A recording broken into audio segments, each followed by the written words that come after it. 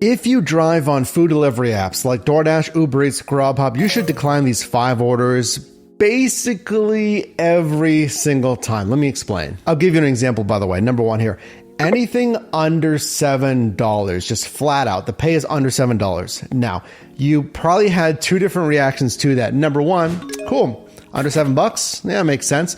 I can only do 2 to 3, maybe 4, you know, if it's 2 stacked orders in an hour, 2 to 4 deliveries per hour, or $7 minimum. I'm lucky to see an order that is at least $7 in my marketplace. Seriously though, it's not funny if your marketplace is like that. Let's think about this though. Under $7, and basically these apps just work on like a quarter basis, so it's going to be $6.25, $6.50 typically, or you know, minimum $7, let's say. But really though, if you can only do 2 to 3 orders an hour, again, maybe 4 if you're doing double stacked orders in that hour, under $7 for the overall request. So if it's a stacked order, $7, divide that by 2 basically for each drop off. I mean, if you accept those, that's how you make, let's say $6. $12 an hour if you just get 2, $18 obviously. Not ideal if there's no bonus pay. Okay, that's one thing. But if there's no bonus pay and non or low tipping orders, you're getting into the range of $2, $3, $4 orders. How many of those are you going to accept and then consider the mileage that you're driving as well? Any actual profitability after taxes there? I wouldn't accept anything under $7. But I did say unless, okay, there's a couple of caveats in this list of 5 here. Unless you're going to complete, let's say, a DoorDash challenge or an Uber Eats consecutive streak bonus or Grubhub's, whatever they call it. I don't even see a lot of it, the streaks here in Pittsburgh. Unless you're at like order 4 or 5 and a $5.50 order comes through and you want to get, let's say, I don't know, a huge bonus for completing the 5 deliveries, $15, and then I would take that one. But then there's also the argument of, well, what if it's a $5.50 for Chipotle, Wendy's, Red Lobster, whatever, local restaurant for 0.7 miles? So the payout per mile, what we call the dollars to mile ratio, that's pretty good, right? And I don't hate that scenario if it's really slow, because trust me, if there's nothing going on, you should be multi-apping anyway, driving on all of those apps so you can select the best order for you.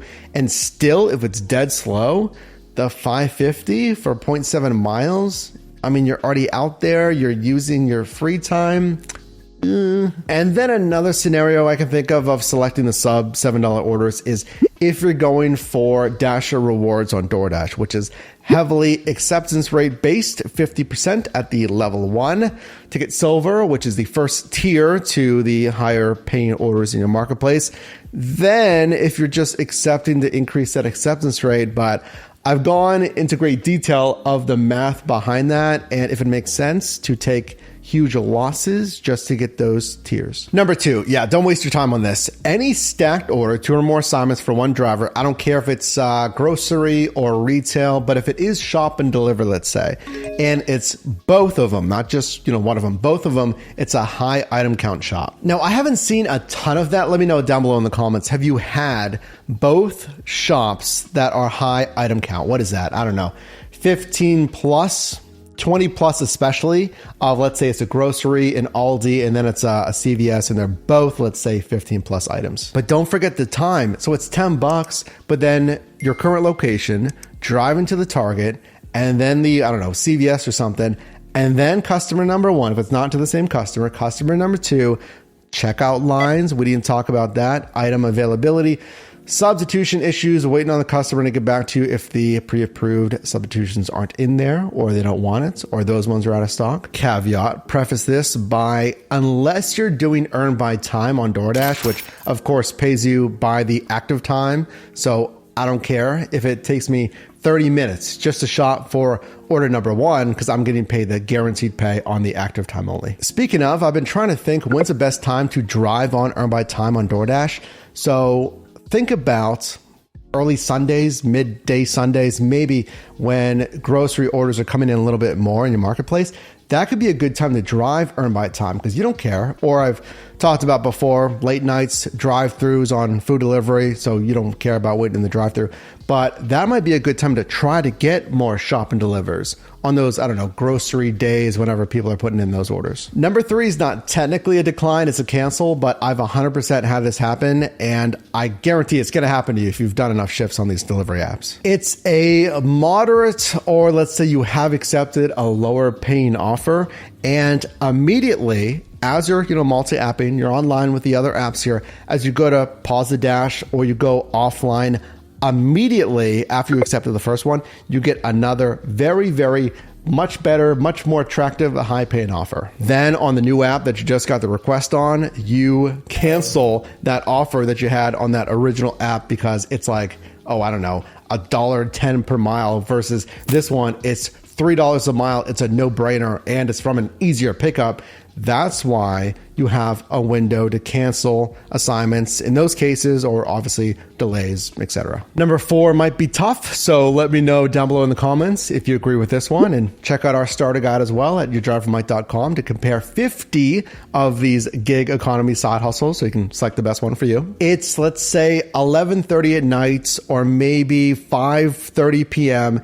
and you get, I don't know, Wendy's for $8 for 2.5 miles. Seems pretty good. For whatever reason, I've had it here in Pittsburgh, but you know that Wendy's, like recently, maybe you were there earlier in the day, let's say, you know that that lobby's closed due to staffing issues or due to it being late at night. So you're funneled everyone through the drive-thru.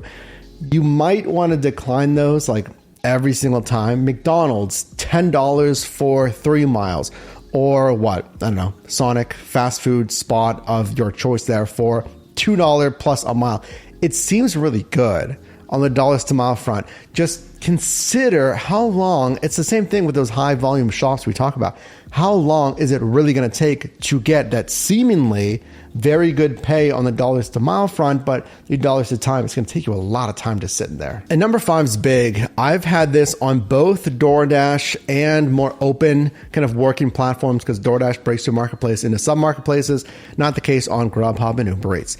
I've had this where, again, think about the pay, $2+ a mile, or like super good $3 a mile orders, or a restaurant where you know they're always on the ball, like great, I should be able to go, it's ready, and I can pick it up. But that ending destination, if it takes you out of that sub marketplace on DoorDash or just somewhere 15, 20 minutes away, depending on how big your marketplace is, and you're not familiar with that area, number 1, or number 2, you know it's kind of a dead area, not a lot of restaurants, plazas, think suburbs. Unless you can switch zones, let's say on DoorDash, because if you get out of that scheduled sub marketplace, they'll give you the option if it's busy.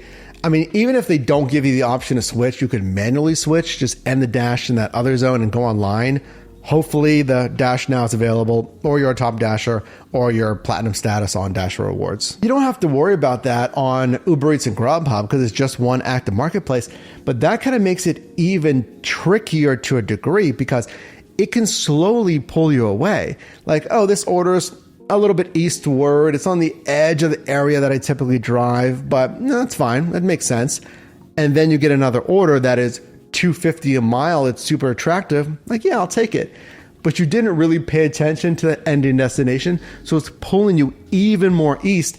And then you end up like, oh, I'm 20 minutes away from that area that I'm familiar with, that I know has orders, and now I'm way out of my zone. It's not all bad. I've certainly done that when I want to take a little bit of a loss, because imagine, coming back into a zone, or at least that edge of the zone that you typically drive in. So if you only have to come back in a mile or so, just consider that. It just kind of takes a little bit of loss, a little more operating expenses, operating that vehicle without an offer. That's just business miles expenses, of course. Driving back in, it could be worth it if that initial pay is really high. But I know there's plenty of drivers and couriers. Let me know if you fall in one of these camps that would say decline all, let's say, cash on delivery, which is an option on DoorDash. You can turn that off. Or decline all shop and deliver entirely. You can turn that off on Uber Eats. DoorDash, I would like more toggles for Dasher preferences, but decline all grocery, decline all, what is a decline all kind of restriction that you think about when you're driving?